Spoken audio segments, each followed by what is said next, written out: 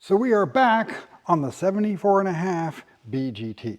So where we left off last time, I said I was going to take the carbs off and do a quick cleaning on them, which I did, and we'll get to that in a second. But like I always said, you got to start with the basics.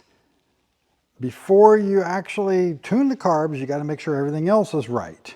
So I went ahead and ran a compression check on it. And the compression is right where you expect it to be for a 41,000 mile car. So we're sitting at like 130 through 138. So 8 pounds, we'll take that. And I ran a valve adjustment on it, and every single one of them was loose. Some looser than others, but every one of them was loose, which tells me whoever adjusted them last time didn't adjust them properly. Generally, when you see ones that are looser than others, make some note of that, keep track of it, just in case you can see that that cam is wiping and those are opening up. But I went ahead and fixed our vent pipes here. Instead of hooking this to the carburetor, it's back to the canisters the way it's supposed to be. So like I said, I did go ahead and clean the carbs. I threw them back on, and it still just was running way too lean. I had to richen them way up too far in order to get the run right. Now, before I did that, I did go ahead and drain off about 3 gallons of fuel out of the tank. It was sitting about half a tank, and it's been sitting for a couple of years now. Put about 3 gallons of fresh fuel in it, and that should be good enough to be able to tune it reasonably well. And I had to richen the living snot out of it to get it to run. So I got them back off. I'll show you on the carbs here in a second what I found there, which wasn't much, but the thing we're going to need to look at here now is the gaskets, all the gaskets. Make sure that everything looks good. There's no chunks missing on every layer of gaskets, so we know we don't have a big vacuum leak. Check here, because like if the valve there is stuck open, it'll allow fresh air in all the time, and all you gotta do is take this off, suck on it, or put a vacuum pump on it or something. Already checked that, it's good. And the diaphragm here, now that's good as well. Now if this is leaking, it won't be enough necessary to affect the carburetor adjustment any noticeable amount, but it's still something to check. Also, stuff like this here. When you see this here, you know, this is just a rubber stopper in here. Is that actually sealing off well enough? What I'll probably do is take off the heat shield, manifold, everything. I'll take this off, go ahead and tap it out and put a plug in it, make sure that there's no leaks there. And if I confirm all this is good, then we move on to the carburetors. Now, another thing here too is we're back to yet another camera. I was very unhappy with my last camera. I spent way too much money on that one to try to be able to do these types of shots where I'm holding it with it smoother, because that camera was supposed to stabilize it really well, and what I've noticed is it tended to shake a lot in the footage and didn't look very good. And hopefully this is better. Comment below, like, if you noticed how bad it actually was before and if it actually looks better now. So on to the carburetors here. As you can see, whoever rebuilt them does a pretty nice job with cleaning them up, making them look nice and pretty. And they put a lot of new stuff in there. Got new butterflies, everything in there. But I did notice once I took it apart, these are actually not for a 74 car. They're for a 72. So likely, the people they send them to either does them in batches in an exchange basis, or they just sent them a different set back from the batch they were working on than the ones he sent. But that doesn't really matter, because HIF4s, they only lasted 3 years, and there's very little difference between them. They're completely interchangeable, no big deal, unless you're just wanting to make sure it's exactly matching an original. But there is a difference in the needles from a 72 to a 74, and that's kind of what led me to go, wait a minute, these are the wrong ones. And these are AAU needles, which is 72 only needles. And the AUD numbers on here were the 72 numbers as well. Now the needles for a 74 would be an ABD needle. But the difference between an AAU and ABD is so tiny, so small, you're just not going to notice the difference.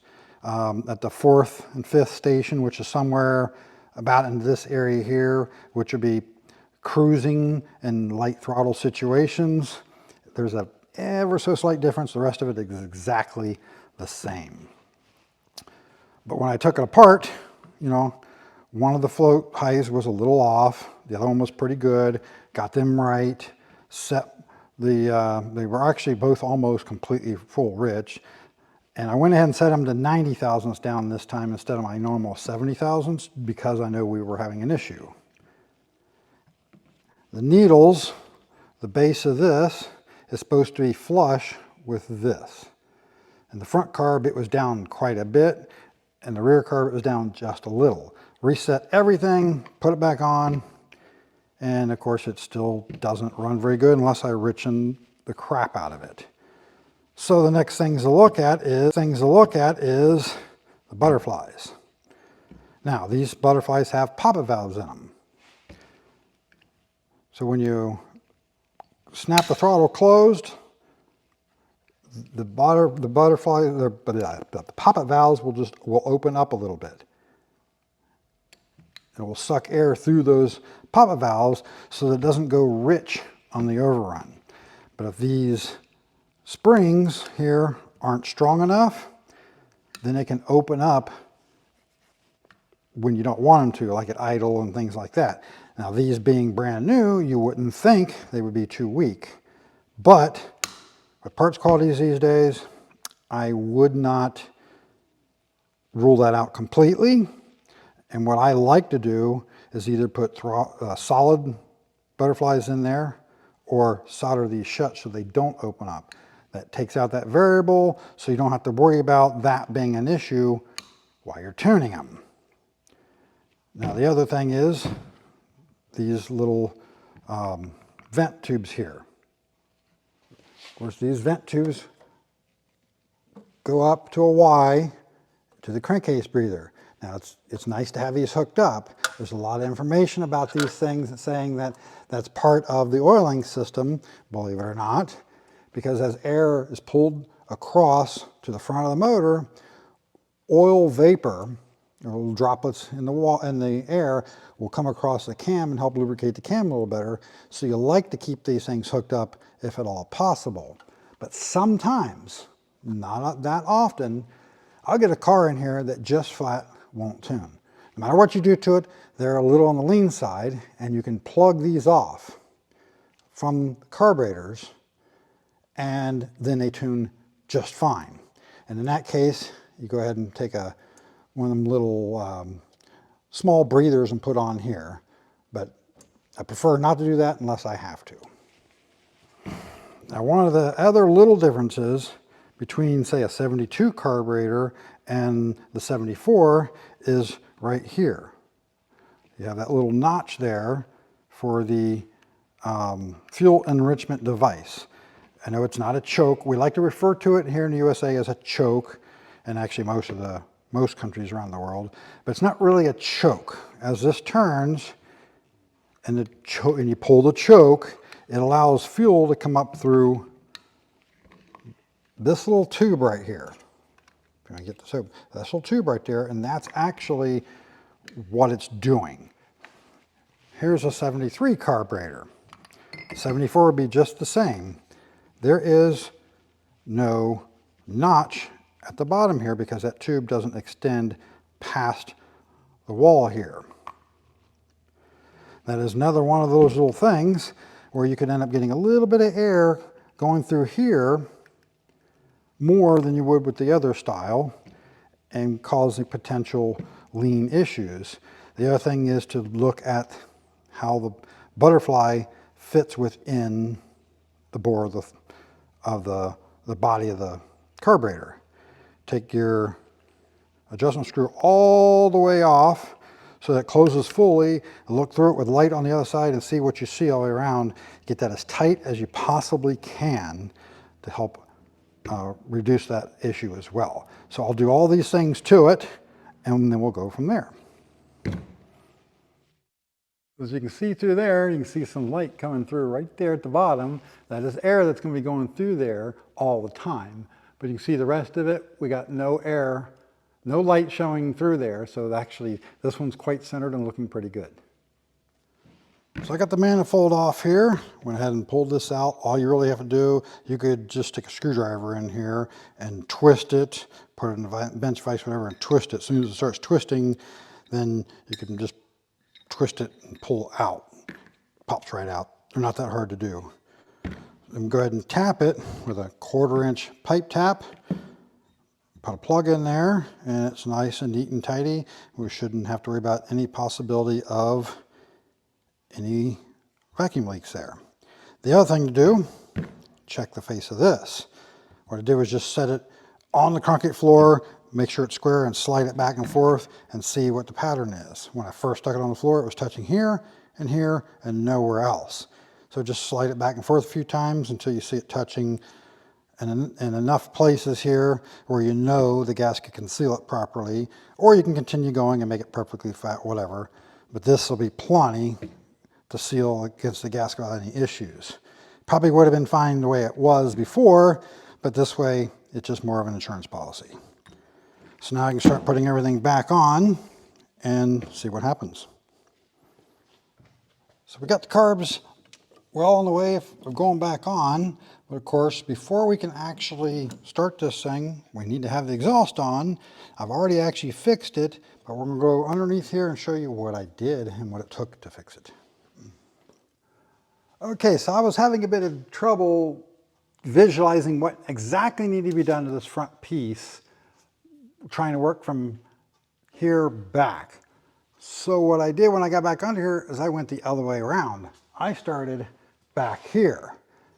And the way this thing mounts, what I ended up doing was taking just the top half of a center mount, because I had one just laying up here on the shelf, and re-drilled it to match the diagonal bolt pattern up here, put that there, hung the muffler to there, let it hang down here, brought it up to where it touched here, and then figured out, well, you know what, if I take this pipe and get this to go up about 5 or 6 degrees, that'll probably take care of this.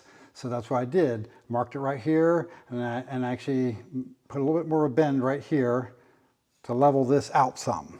From there, I took this piece and played with it, just twisted and turned it and played with various positions till I got it to where I felt it would be the easiest to work with. And found out that from there, I could let it hang like this. I could cut this pipe right here, twist it about 30 degrees, weld it back on, and now it fits. Is it perfect? No. Is it good enough? Heck yeah. Yeah, I could tighten it up a little bit here if we wanted to, but the tighter it gets here, the more heat it gets into the floors. And this being a rubber bumper car, that's going to be fine because it does ride a little higher. And in a case like this, you know, time is money. And this way took the least amount of time. And this is a guy who's retired on a fixed income, and the cost is an important factor. So this will be plenty good enough. So then I went ahead and rebent this, welded it back on, painted everything, looks good. And now, lastly, what do we always do? Or never ever do? Never have these hanging straight down, because that's when they hook on things. This front one was hanging straight down, hooked on the trailer, ripped the whole thing off.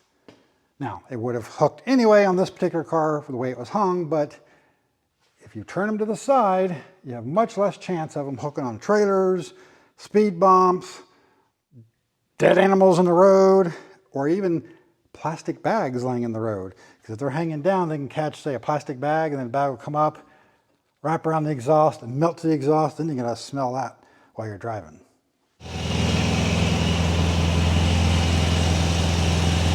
So we got it running here. I've had to richen it up a little bit more from what it was. And I already had them down just a little bit more than what I would normally like to see them. What you do is take a little screwdriver like this and put them underneath the piston there and turn it. And if it drops off a little bit, it's running a little on the lean side. I don't mind them running just a touch on the lean side with open like this, because once you put the air cleaners on, it'll tend to richen up that last little bit and be fine. But it's not too bad where it's at. The jets are a little lower than I'd like to see them, but there isn't many more things I can do to these without actually going to richer needles, because I actually went ahead and took these off and plugged this, tried it out like that, and then hooked them up, and there's no difference on this one, so that's not the problem this time.